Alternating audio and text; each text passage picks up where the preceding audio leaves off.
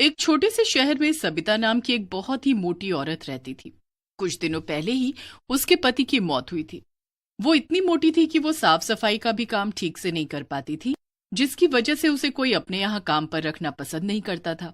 काम न मिलने की वजह से वो परेशान हो जाती है। हे भगवान, मैं इतनी मोटी क्यों हूँ जिसकी वजह से कोई भी मुझे अपने यहाँ काम पर रखने के लिए भी राजी नहीं है। अब तो मेरे पास बस ये थोड़े से ही पैसे बचे हैं। इन पैसों में तो घर का राशन भी ठीक से नहीं आ पाएगा। नहीं, मुझे कुछ न कुछ तो करना होगा। ऐसे में कब तक हाथ पर हाथ धरकर बैठी रहूंगी। हे भगवान, काश मैं मोटी ना होती। कम से कम मुझे आज ये दिन तो ना देखना पड़ता।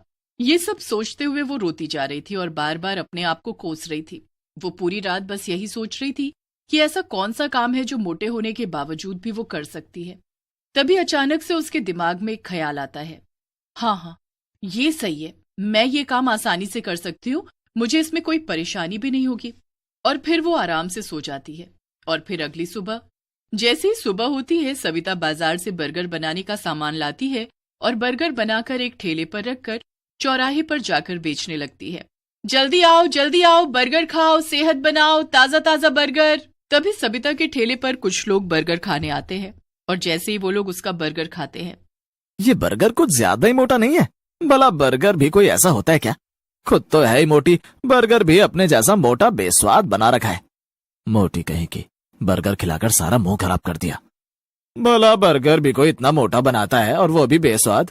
जब बर्गर बना नहीं सकते हो तो बेचते काहे हो? अरे आप मोटे हो तो क्या हुआ, कम से कम बर्गर तो ठीक बनाते। जब आपसे काम नहीं होता तो करते क्यों हो? सही में जैसी ये मोटी है, इसका बर्गर भी इसके जैसा मोटा और बेस्वाद है। सविता उन सभी की बातों से दुखी हो जाती है।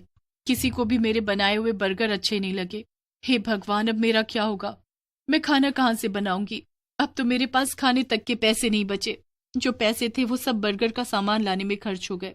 ये सब सोच सोच कर सविता बड़ी ही दुखी होती है और वो दुखी मन से अपना ठेला लेकर घर के लिए निकल जाती है।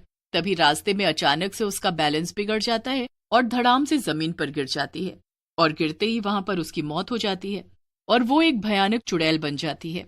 नहीं, मैं मर नहीं सकती, मैं चुड़ैल नहीं बन सकती।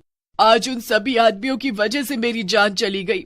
अगर वो मुझे मोटा न कहते तो मैं नहीं मरती, और अगर उन्हें मेरा बर्गर पसंद नहीं तो मेरा मजाक तो न उड़ाते। उन सभी ने मुझे मोटा कहकर मेरा मजाक उड़ाया। जिन लोगों ने मुझे मोटा कहा, अब मैं उन आदमियों को नहीं छोड़ूंगी।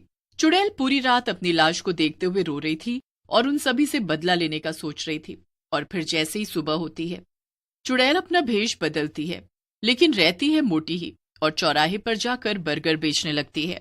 बर्गर बर्गर बर्गर, जल्दी आओ, नहीं तो सारे बर्गर खत्म हो जाएंगे।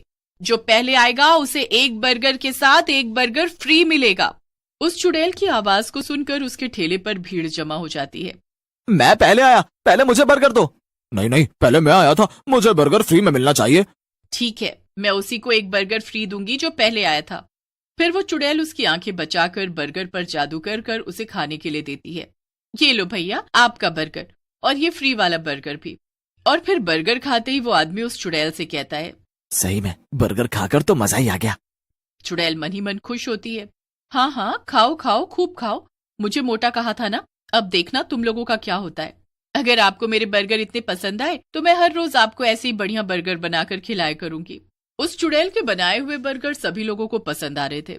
चुड़ैल अपने बनाए हुए बर्गर पर जादू करके उन्हें खिला रही थी। जो कोई भी उसका बर्गर खाता तो बस खाता ही रह जाता।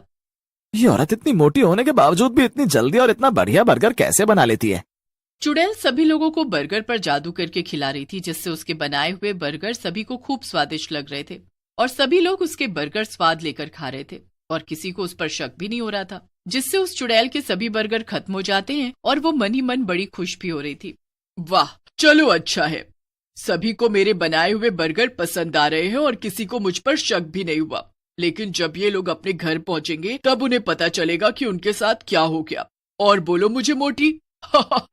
ये कहकर वो चुड़ैल बड़ी जोर से हंसने लगती है और फिर जैसे ही रात होती है वो फिर से चुड़ैल बन जाती है। और उधर जब सभी लोग सो रहे थे जिन्होंने उस चुड़ैल के बर्गर खाए थे, वो सभी उसी की तरह मोटे हो जाते हैं और इधर चुड़ैल मन ही मन खुश हो रही थी। अब आएगा मजा, मुझे मोटा कहा था ना, जब खुद मोटे होंगे तब पता चलेगा कि कैसा लगता है जब कोई उन्हें मोटा कहता है। और फिर जैसे ही सुबह होती है उन सभी की पत्नियां जब उन्हें उठाने के लिए आती हैं